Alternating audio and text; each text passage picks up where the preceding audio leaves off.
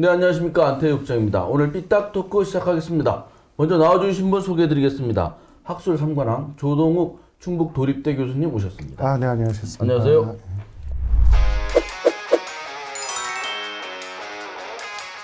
고위삼관왕 최용현 변호사님 나오셨습니다. 네, 반갑습니다.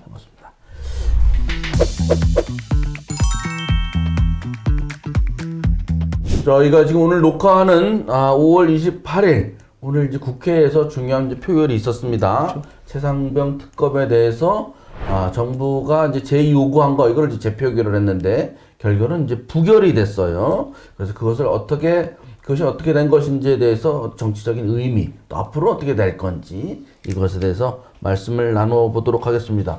먼저 우리가 저번에 그 내기를 했죠. 네. 최상병 특검법 제의하면 국회 통과할 거다 말 거다 했는데 부결됐어요. 네. 오늘 뭐 책임감을 많이 느끼시죠? 아니, 그러니까 어차피 오늘 제가 낼 거니까. 어차피 내는 날이라. 어차피 내는 날이라. 이 술을 제가 사는 날이나 우리 변호사님이 사는 날. 그러니까 틀렸어야 되는데.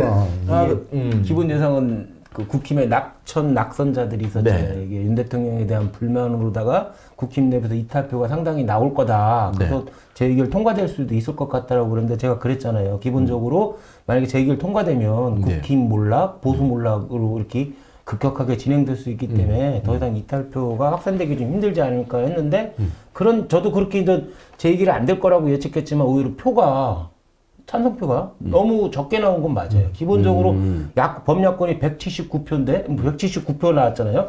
범야권이 다 찍어서도 179표인데 국힘에서 이탈표가 최소한 5표 정도 있었잖아요. 무효표까지 합쳐도 뭐 어쩌고 해도 최소한 한 185표 정도 나오지 않을까 싶었는데 179표까지 밖에 안 나온 것은 혹시나 야권발 이탈표가 있지 않았냐 이런 의식까지도 받는 상황이다. 그러니까 제가 봤을 때도 지금 변호사님 말씀이 저도 거의 비슷한 의견인데 국민의 암에서 낙천이나 낙선한 사람들 있지 않습니까? 네. 이 양반들이 이탈 못할 자료를 들고 있어요.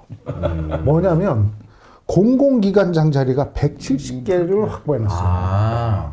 그러니까 너 그냥 거기에 찬성 던질래? 이거 가질래? 이탈 안 하는 거죠. 그럴 수도 있고. 170개. 무기명 투표이기 때문에. 아니, 그래도 이게 한 300명 정도 되면요. 암만 무기명이라도요. 누가 어떻게 되면 감이 와요. 글쎄요, 뭐 안철수 의원이라든지 몇 명은 나는 이제 찬성표 던지겠다. 한 사람 5명 정도 됐던 거고, 뭐 무효표까지 합쳐하면은 글쎄 저도 보니까 예상보다는 찬성표가 적게 나왔던 그러니까 것 같습니다. 제가 봤을 때는 그 이혼 민주당이 이혼 민주당 뜻 아시죠? 이혼 민주당이요? 이혼 민주당. 이혼 민주당 무슨 뜻이에요? 이재명 혼자 민주당. 그러니까 이혼 민주당에서 뭐 하나 갖고 오셨군요. 예, 거기 그 낙천한 공천 못 받은 사람 있죠? 여기는 줄 게 없잖아요. 그러니까 여기는 이빨 갈린다고 봐야 돼요. 그러니까 제가 봤을 때는 국민의 암에서는 이탈이 덜했고 진짜 그 이혼 민주당에서 이탈이 좀 있지 않았나 이렇게 예상이 돼요. 근데 이제 뭐 야권에서 물론 이제 당선자들이 한 건 아니고 지금 이제 내일 29일에 임기 만료되는 사람들이 투표한 거니까 그 뭐 특검을 통과시켜야 된다라고 그렇게 장외 집회도 하고 그랬는데 이거는 어떻게 그러면 표결 결과를 해석을 해야 됩니까? 의미를? 그럼 마지막 날까지 지난 2년간 보여줬던 게 있잖아요. 거부권 정국이랄까 거부권 행사하고 재결해서 부결되고 뭐 이렇게 하는 거에 마지막 날까지 반복이 됐던 것 같아요. 2년간의 모습이 그대로 그렇죠? 10번 정도 제의 요구하고 안 되고 그런 게 한 10번 정도 되는 거잖아요. 네. 거기 연장선으로 그냥 마지막 날까지. 그러면 당선된 사람은 그렇다고 치고 떨어지거나 집에 가는 사람도 무슨 죄예요? 마지막 날까지. 그러면 이제 당장 이제 민주당은 22대 국회에서 곧바로 다시 재추진하겠다. 동의 법안을 재추진하겠다고 그랬는데 뭐 산술적으로 본다면 지금 예를 들어서 필요한 국힘 이탈표가 17표에서 8표로 현저하게 줄었잖아요. 반 이상 줄었기 때문에 산술적으로 본다면 22대 국회가 시작되자마자 다시 추진하면은 재의결 될 걸로 뭐 예상하는 분들이 많은데 저는 또 안 될 것 같다 그렇게 되면. 그러니까 그 야권이 뭐 195표인가? 네, 그렇죠. 이제 8표만 하더라도 이제 8표밖에 안 192. 필요한데 옛날엔 요번엔 17표가 필요했는데 8표밖에 안 필요한데 그래도 힘든 이유가 뭐냐면 정치역학이나 선거구도 같은 걸 생각해 봐야 되거든요. 만약에 최상병 특검법이 재의결을 통해서 통과가 된다고 그러면 국힘은 대분열 상태에 빠지게 돼요. 그러면 뭐 바로 이제 지방선거 있는데 거기서도 이기기 힘들어지고 산술적으로는 충분히 더 가능성이 높아지지만 정치역학이나 선거구도를 고려했을 때 더 안 될 것 같아요. 그리고 아까 말씀드렸듯이 낙선자들이 있었지만 요번에는 아예 그렇죠. 이번 당선된 사람들이기 때문에 힘들 거고 또 한 번 그 경험이 21대 때 경험이 있었기 때문에 더 힘들 것 같아요. 그리고 이제 그 대통령 입장에서는 9번만 넘어가면 무조건 자기가 이긴대요. 지금 저기 거부권 10번 했네? 네. 그분이 또 구수 출신이라. 아, 그렇습니까? 그러면은 앞으로 어떻게 될 건지도 한번 생각해 보겠습니다. 지금 말씀하신 것처럼 그러니까 이제 오히려 수세에 몰린 국민의힘 입장에선 만약에 뭐 다른 특검이 온다든지 무슨 뭐 법안에 대해서 자기들이 밀려갖고 분열해가지고 그렇죠. 야당 표를 휩쓸리게 되면 완전히 그 당이 뽀개질 수 있으니까 그렇죠. 이거 완전히 자기들 선거에도 치명타를 미칠 수 뭉치면 살고 흩어지면 죽는다. 네. 더 똘똘 뭉칠 수가 있겠네요. 그럴 가능성도 배제할 수는 없을 것 같아요. 그렇다면 윤석열 대통령은 요새 보니까 뭐 저 홍카콜라 대구시장께서 뭐 굉장히 그 대통령 편을 많이 들더라고요. 뭐 국민의힘이 이 역할을 제대로 안 하면 중대한 결심을 하겠다. 이거 뭐 탈당하겠다는 거겠죠? 근데 이번에는 그렇게 안 된 거니까 앞으로는 또 어떻게 될 것 같습니까? 당분간은 22대 국회 시작하면서도 당분간은 그 21대 때의 거부권, 2년간의 거부권 정국이라고 표현을 할게요. 그것이 상당 기간은 지속이 될 건데, 될 것 같아요. 뭐, 자신감도 좀 생긴 것 같아요. 이제 요번 사태로다가. 그렇기 때문에 상당 기간 지속이 되지만 결국은 전국에는 무너질 것 같아요. 이 거부권 정국, 이제 국힘 의원들이 계속 민심을 배반하면서 계속 윤 대통령의 편을 들어줄 수가 힘들 것 같아요. 특히 김건희 특검법이나 이런 문제에 대해서는. 그렇기 때문에 전국에는 거부권 정국이 그러면 그 동거 관계가 윤 대통령과 그 국힘 의원들 간의 동거 관계가 결국은 깨질 건데 과연 언제쯤 거부권 정국 이런 정국이 계속 동거 관계가 지속될까? 어떠한 법안이나 어떠한 정책을 계기로 삼아서 이 동거 관계가 깨질까? 그것이 관전 포인트인 것 그 같아요. 홍 시장님이 그전엔 돼지 발정제 말씀하시더니 요즘은 닭 발정제를 드셨는지 입이 쉬지를 않아. 예? 근데 우리 어렸을 때 혹시 기억나세요? 이 도리도리 그다음에 곤지곤지 잼잼. 자, 우리 대통령께서 맨날 도리도리 하시는데 이 국민들이 그걸 어떻게든 뚫어보려고 지금 꼰지꼰지 하고 있거든요. 글다한테 잼잼 이렇게 들어갑니다. 이거 대통령 정신 차리셔야 돼요. 그 이런 전국이 언젠가는 터지죠. 양쪽이 어딘가 하나는 무너질 예, 것이다. 예, 그렇죠. 근데 가능성이 더 높은 게 국민의힘 쪽이다라고 보는 거니까. 그렇죠. 윤 대통령은 계속 버틸 수밖에 없어요.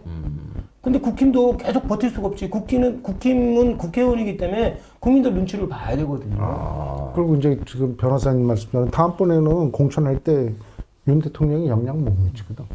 그렇죠. 임기 끝나니까. 그 중요한 부분이죠. 그러면 노홍 시장이 얘기했던 것처럼 중대한 결심이 이런 상황에 국민의힘의 분열상이라든가 용산과의 이제 거리두기가 되면 대통령이 결국은 탈당하는 거예요? 그런 길로 갈 수밖에 없습니까? 결국 그 국힘하고 윤 대통령 간의 균열이 점점 더 커지고 윤 대통령은 자신이나 가족과 직결된 문제들이잖아요. 대부분 특검법이나 이런 네. 것이. 그렇기 때문에 버틸 수밖에 없다고 그러면 동거관계는 결국 청산된다. 이건 뭐냐면 윤 대통령이 탈당할 수밖에 없는 그런 요구나 필요성이 점증한다는 거잖아요. 그렇게는 진행이 될 것 같아요. 거기까지는 예상되는데 그 이후의 단계 또 있잖아요. 탄핵이라는 거 있잖아요. 탄핵까지는 저는 가지는 않을 것 같아요. 윤 대통령이 탈당해서 양자 간의 동거관계는 깨지지만 탄핵까지는 결코 가지는 않을 것 같아요. 그러니까 저도 똑같은 의견인데 윤 대통령 입장에서는 탈당 안 할 겁니다. 안 한다. 네, 왜냐하면 그나마 이게 지금 저기 방패를 쓸 수 있는데 탈당했다 이 방패 없어지면 어떻게 해요? 거꾸로 국민의힘 의원들이 탈당을 요구할 것 같아요. 나가라고. 한다. 네, 나가라고. 그럼 당이 깨지거나 그럴 수도 있습니까? 국민의힘 여당이 깨지는 경우는 거의 없지 않습니까? 여당이 깨질 수도 있죠. 이제 또 선거인데 뭐 지방선거 또 있고 뭐 좀 있으면 대선이니까 깨질 수도 있죠. 그럼 앞으로 전국 전망을 해봐야 되는데 그러면 이런 이제 국민의힘 여당발 그 위험은 언제쯤이면 예, 좀 뭐라고 할까 가장 위험이 높아질까요? 1년 지나면 본격화되지 않을까 싶어요. 지금부터 1년? 네, 동거관계 깨지는 게 1년 내에 동거관계가 깨질 것 같고 결국은 윤 대통령이 국힘의 다발적인 요구에 의해서 탈당을 할 수밖에 없는데 그러면 이제 아까 탄핵 얘기가 나죠. 그 다음에 남아있는 거 탄핵밖에 없지 이제 그럼 특검법가 되고 다 통과될 거니까. 근데 민주당에서는 탄핵 추진을 안 할 것 같아요. 위험부담이 너무 커. 한 치 앞을 내다볼 수 없어. 그냥 뭐 탄핵은. 예를 들어 허수아비라든지 힘없는 대통령이 있는 게 더 낫다. 그렇죠. 한 치 앞을 내다보는 전국을 본인들이 왜 만들어, 그렇죠? 아니 맞아요. 그리고 또 하나는 민주당 입장에서는 지방선거 앞두고 윤석열이 건재하는 게 유리하죠. 그렇죠. 아 상대방이 있어야 되니까 공격할 사람. 그러니 판을 너무 위험한 파악을 판을 흔들 필요 없죠. 그거 할 필요 없죠. 그냥 그 사람 저기 윤 대통령하고 김건희 여사가 선대위원장인데 그 사람들 왜 날려요? 그리고 국힘 내부에서도 그렇잖아. 탄핵이 된다고 그러면 두 번이나 그러니까, 자기 당 대통령이 탄핵당한데 그러면 향후 10년간 집권은 물 건너갔다고 봐야죠. 두 번이나 탄핵당한 대통령을 가진 정당이 뭐 살아남을 그리고 수 이제 있겠어요? 분열은 저기 그 변호사님 말씀처럼 지방선거 앞두고는 급격히 길어질 겁니다. 자기 그런데 살 왜 때 저기 그 용산에 왜 정호선 전 박근혜 대통령 비서관이 또 비서관이 됐잖아요. 이런 거는 어떤 시그널이에요? 버티기 같아요. 저는. 버티기? 막윤. 아까 저번에 말씀드렸잖아요. 네. 막윤 시대라고. 버티는 거예요. 니들 마음대로 해봐. 대통령이 맨날 하던 소리 있잖아요. 탄핵하려면 하세요라고 그러잖아. 그래서 막윤 같아, 막윤. 그래서 지금 정우성 비서관에 들어갔잖아요. 네. 좀 탄핵 그 대상이고 본인이 저기 뭐야 그 경험이 있었죠. 했잖아요. 경험이 있으니까. 예, 예. 근데 뭐냐면 제가 이렇게 조금 예측해 보면 곧 최순실이 사면복권 돼갖고 수석 비서관으로 갈 것 같아요. 썰? 아, 이게 그 정도로 지금 뭐 이렇게 차분하게 전국을 전망하기가 어려운 거군요. 아니, 그냥 그래서- 용산은 용산대로, 국민은 국민의대로, 네, 그래서 민주당은 이제 민주당대로 그 가는 겁니까? 옆에 이제 그 저기 강요들이 대통령이 이러면 나라가 망합니다. 그랬더니 대답이 좋아 빨리 가. 그러면 저도 그렇게 예, 생각해요. 아 그래요? 막윤 시대야 이제. 예. 뭐 뭐 망하던 말도 국힘 니들이 다 그래. 어떻게 못해라고. 뭐, 만약에 진짜 윤 대통령을 탈당시켜 축출해버려. 아예 뭐 그 당에서 축출하는 거지. 말은 자진 탈당이지만 축출해버린다. 그러면 윤 대통령은 아예 탄핵 정국으로 가길 원할 거예요. 탄핵 정국을 가길 원하는 유일한 사람일 거야 아마 윤 대통령이. 왜? 판을 완전히 뒤집을 수도 있거든. 만약에 탄핵이 지금 말씀드린 탄핵이 단순한 법률 위반이나 헌법 위반이 아니라 중대한 대통령의 직무를 수행하지 못할 만큼 중대한 거였는데 만약에 기각이 된다고 그러봐. 그럼 완전히 또 대역전이 되는 거거든요. 예전에 그 노무현 전 대통령처럼 지금 만약에 그 국힘하고 윤 대통령 간에 완전히 동거관계가 청산이 된다고 그러면 윤 대통령은 최악의 상황이거든요. 네. 특검 받고 수사 받고 자기도 맨날 구설수 오르고 척까지도 문제, 영부인까지도 문제되고 하니까 최악이거든요. 아예 탄핵하자. 그렇게 선택을 할 거예요. 한번 승부를 벌이는 그렇죠. 겁니까? 네. 그런데 야당 같은 경우는 뭐 민주당 그렇다고 치고 조국은 조국혁신당 거기는 탄핵하자고도 지금 얘기하잖아요. 그러면 야당끼리도 막 또 싸울 수도 있겠네요. 그럴 오히려 수도 있겠죠. 야당끼리 이렇게 하자 저렇게 하자. 지금 그 뭐 정당 지지율이 이제 국민 저기 그 오늘 나온 거 보니까 국힘이 민주당보다 조금 더 높아요. 지금. 그리고 조국 혁신당이 조금 올라갔더라고. 그러니까 민주당에서 자꾸 조국 혁신당으로 좀 넘어가는 분위기, 조금씩 야금야금 그런 분위기가 있어요. 아 조국혁신당으로 넘어간다고요? 네. 조국혁신당 교수님이 가라앉는 게 아니라? 아니, 교수님이 그러니까 넘어가신 거 아니요? 아니, 나는 민주당이지. 근데 문제가 뭐냐면 이 판국의 국힘 지지율이 민주당보다 다소 앞선다는 거예요. 이 판국에서도. 지금 너 예, 정당 예. 지지율은 그리고 사실 제3당은 이제 선거 끝나면 한번 바람부터 떨어져야 되는데 조금씩 야금야금 올라가.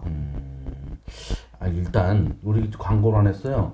그 마켓투유 친환경 농산물 오늘은 블루베리 잼이 왔습니다. 블루베리 잼이 왔고 요구르트도 있고 동물복지 유정란도 있고 많은 게 오고 있으니까 마켓투유 흑살님이 하죠. 마켓투유를 통해서 이걸 배달 받으시면 건강에 도움이 많이 되실 것 같습니다. 이건 우유죠?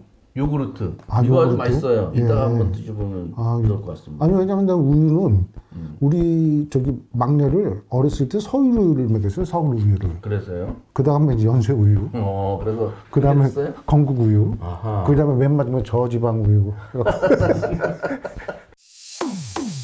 봄이 와서 불타는 프로 흑살림 매주 발송되는 생활 꾸러미 흑살림 과일 잡고 축산 반찬 선물 세트 간편식 다 있어 흑살림 친환경 먹거리 농자재 온라인 마켓 흑살림 마켓 투유 어떻게 이번 이 최상병 특검 재표결 부결된 거에 대해서 마지막으로 한 말씀씩 뭐 의미를 두시자면 뭐 그러니까 최상병 특검법도 부결됐고 이제 윤 대통령이 이제 막가파식으로 이제 행동을 막윤 시대를 이제 개막을 하는데 그 대의민주주의와 관련된 이제 경제 법칙으로 다 정치를 설명하는 경우가 많잖아요. 네. 그거 중에서 이제 현대 대의민주주의 대표적으로 설명할 수 있는 게 세이의 법칙, 경제학의 세이의 법칙 있잖아요.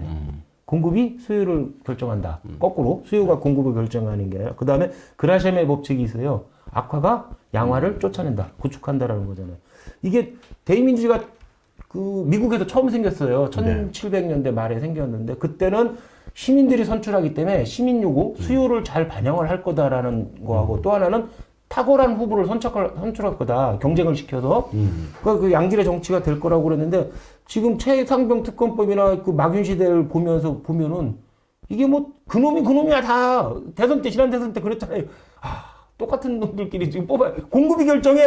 시민들이 뭐 선택할 거 없고. 그 다음에 선출해 놓으면 탁월하긴커녕 뭐 박하파식으로 뭐 정권 잡았으니까 마음대로 한다. 뭐 이런 식으로 되는 것 같아. 그러니까 지난 대선처럼 솔직히 말씀드리면 그렇게 둘이 후보 나오기도 쉽지 않아. 그렇죠. 근데 앞으로 계속 그럴 것 같아. 우리나라 이제.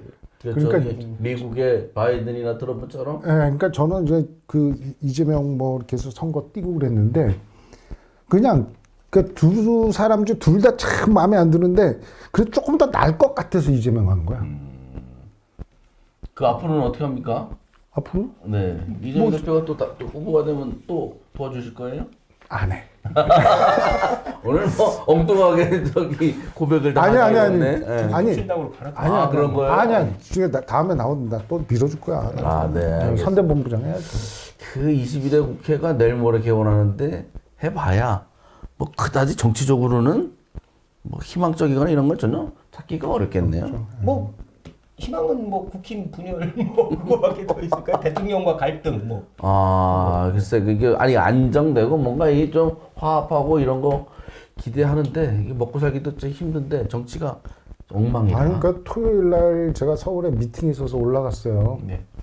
아주 막 서울역 쪽은 막 민주당 막 이쪽에 저기 어디야 똑같은 거의 규모로 저기 시청 앞은 그냥 태극기 막 이렇고 그걸 보면서 야 우리 주말마다 일해야 되나? 응?